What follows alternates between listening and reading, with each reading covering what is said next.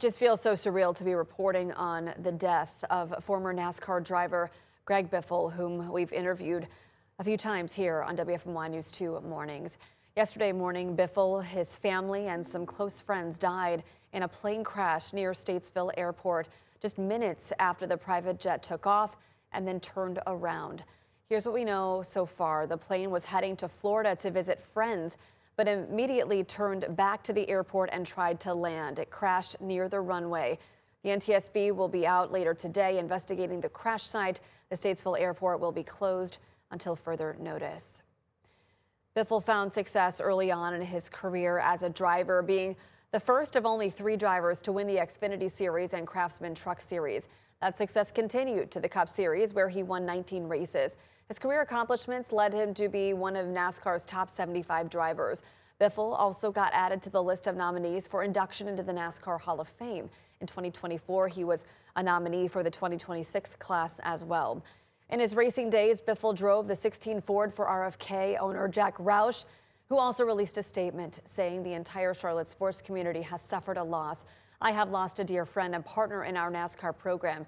His contributions to our race team over the years are immeasurable. I talked with Biffle about Roush. He said Roush is actually who got him into aviation.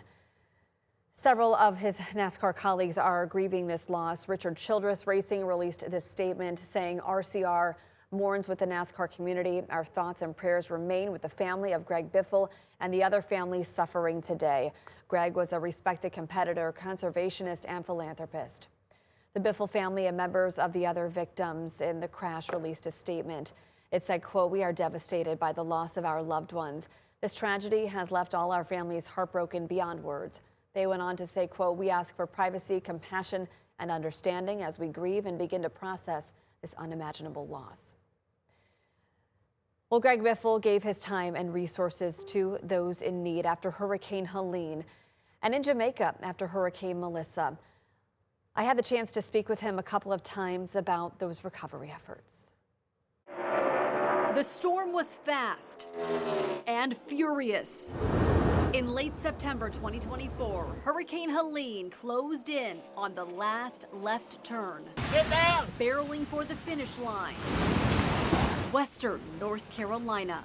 A couple hours away in quiet Mooresville, a race against time began with a text. September 28th, right there it is. Got this from a friend. You want to go flying today? It was the first caution of what was to come for NASCAR legend Greg Biffle, a master of brakes who also happens to have blades. When I got hired by Jack Roush, he was a huge aviation nut, which sparked my interest and finally started taking flight lessons. For years, Biffle flew to racetracks to avoid traffic. Then, after semi-retirement, he sold his bird. And it was just bugging me and burning me up.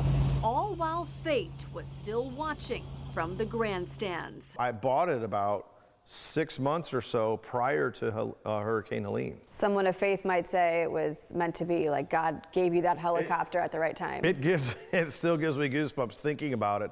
How it all, what if this wouldn't happen and that and that and that, just how everything came together. All because of that initial text request for a pilot to help one family trapped in Banner Elk. They were out of formula, diapers, and the road was washed out. Then my wife came up and said, "Are you gonna go?" is all she said. And I just felt like if I don't go, who's going to? So you did go. What did you see when you got there? The weather was really bad. And a Facebook post he had made before takeoff was brewing a storm of its own. I got 4,000, 5,000 messages within an hour and a half. I haven't heard from my parents. I haven't heard from my brother, or sister, or neighbor, or grandparents, or relative. From draft to drift, Biffle faced familiar danger, threading through treacherous terrain as tight as bumpers at Daytona. There's no recollection of a road, an embankment, no ledge, no bridge, no anything for miles down these canyons. And we see people walking with backpacks, trying to get out. Index cards with rough coordinates acting as pace notes. One mission turned into 6 to 8 a day for 13 days, pulling out people while dropping off food, medicine, and Starlink satellites. So the Starlink came up, their phones came on, and they literally started talking to their parents. And it's kind of chilling to think about that no one knew whether they were still alive or not. The satellites also helped Biffle scour his social media for more tips. And all of a sudden, I find myself at like almost the center of this crisis management. He needed more eyes in the sky. Nonprofit Operation Airdrop got hundreds of volunteer pilots to search tricky terrain where military Blackhawks and Chinooks couldn't land. Tabor Hyde is an American Airlines commercial pilot who grew up near Chimney Rock. It really hit close to home and personal. I had one family, their house was in a landslide falling off the mountain, and the dad was waving a red flag on the roof. I loaded the kids up first and flew them down the mountain about a mile away and left them in a field. I was like, do not move, stay right here. I'm gonna come back and get your parents. Once we got them off of there, 5 minutes later, their house was gone. So many close calls, so much desperation. I was in probably some of the most difficult terrain that we had been in. We had someone that needed insulin. I catch out of the corner of my eye, on the very bottom of this basin, I think I see a flash. So we circled around, back around, and sure enough, we see this guy at the very bottom of this ravine with a mirror that was flashing us. If he wouldn't have had that mirror, there's no way we would have saw him. On the track, a delay in the pit can cost you the race, right? But in the air, a delay getting up can cost a life. The hardest thing was when I went home at night and landed in the dark, because we just couldn't fly anymore, was my mind wouldn't shut off. I'm sitting there at my counter, looking through my phone, just overwhelmed. Like, what am I gonna do next? Eventually, his helicopter missions turned to ground support. Still, a year later, he feels he hasn't crossed the wire of this storm. I wish I was flying now, but I spent a tremendous amount of time sitting in this seat. He went back to the mountains at Easter.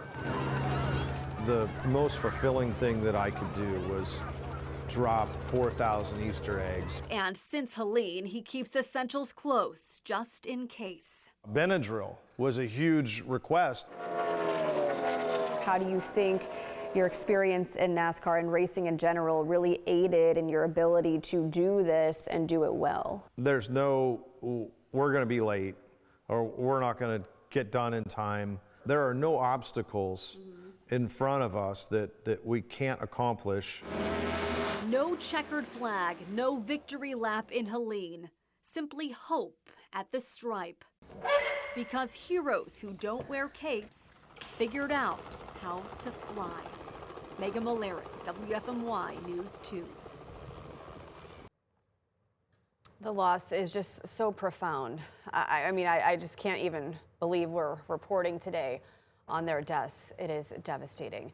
The investigation ongoing, the NTSB at the crash site today will keep you updated with any information.